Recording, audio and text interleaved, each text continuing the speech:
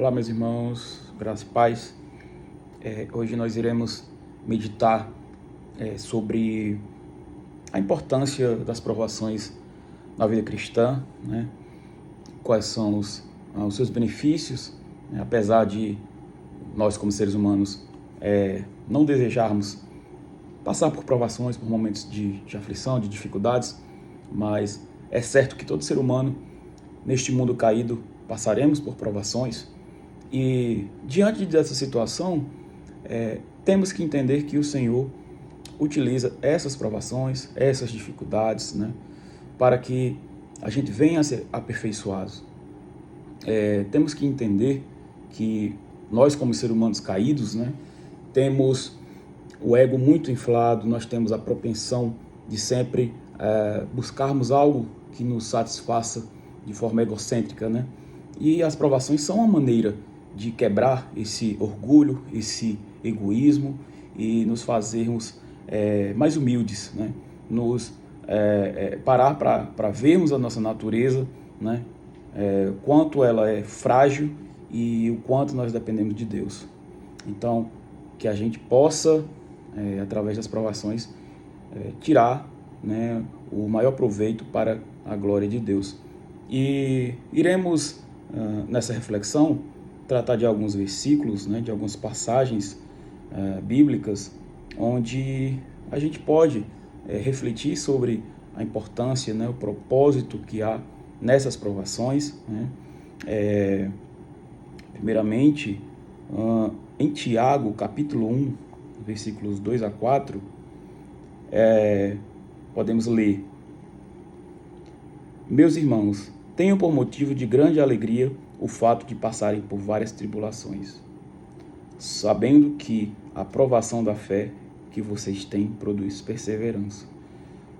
Uma das características da provação, de passarmos por provações, tribulações, é produzir em nós, como cristãos, perseverança na nossa fé, perseverança nessa caminhada como filhos, como discípulos, né, do Senhor. E também podemos ver através do próprio exemplo do Jó, né, um homem que temos como um dos mais destacados, né, como perseverante na fé, né, em meio a tantas desgraças, em meio a tantas aflições em que ele viveu. E no seu livro, né, no capítulo 23, versículo 10, ele fala o seguinte: mas ele sabe o meu caminho. Deus sabe o seu caminho, ele declara. Se ele me provasse, eu sairia como ouro. Ou seja, eu seria purificado, eu seria moldado para algo mais puro, né? Quando o ouro é posto ao fogo, ele é purificado, né? Ele se torna mais valioso porque as suas impurezas, né, outros materiais que não fazem parte da sua composição, né, são retirados. Então, ele compara a passar por essas provações como ser posto, né, ao fogo como ouro. E nós sabemos muito bem tudo que ele passou, né, as perdas que ele teve, tudo que ele enfrentou, ouvindo a sua esposa, seus amigos, e mesmo assim ele permaneceu fiel ao Senhor, e o Senhor veio depois a mostrar tudo aquilo que havia assim um propósito, né, e que ele foi restituído.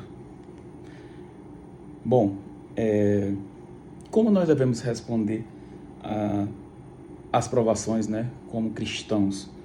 Lá em primeira epístola de Pedro 4,19, ele fala: por isso, também os que sofrem segundo a vontade de Deus, entreguem a sua alma ao fiel Criador na prática do bem. É importante a gente ter em mente que Deus tem, sim, planos. A vontade dele, em algumas circunstâncias, é nos pôr à prova, né? Ele não nos tenta, né?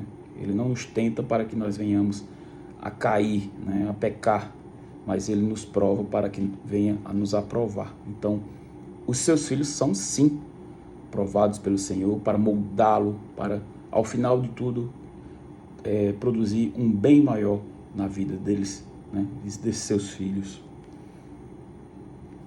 E é importante também nós termos como nosso maior exemplo, né, que é Jesus Cristo,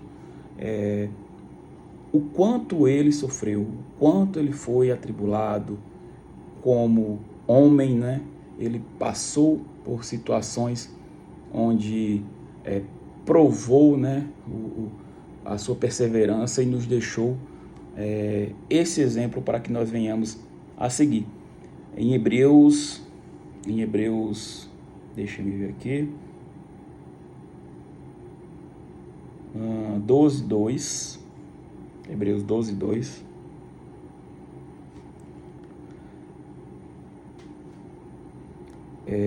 diz o seguinte: olhando firmemente para o autor e consumador da fé, Jesus, o qual, em troca da alegria que lhe estava proposta, suportou a cruz, sem se importar com a vergonha, e agora está sentado à direita do trono de Deus. É muito importante nós temos ele como exemplo, né? Como nosso Senhor, nós somos seus discípulos, e é importante porque nós, diante disso, sabemos, temos a esperança de que, enfrentando tudo isso, né, todas essas provações, nós teremos glorificado ao Senhor e temos posto o nosso olhar em algo muito maior, né, em algo eterno. E é uma maneira também de entendermos que não devemos nos apegar àquilo que é efêmero, àquilo que é passageiro, mas àquilo que é eterno, né? E as provações têm também esse modo de nos disciplinar, a nos fazer entender que tudo que é efêmero não convém, não merece a nossa esperança, nós depositarmos nossa fé, né?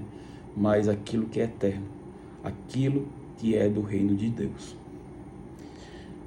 Então, diante disso, nós podemos trazer lições para a nossa vida, né? Diante de tudo isso que nos fez refletir sobre as provações, né?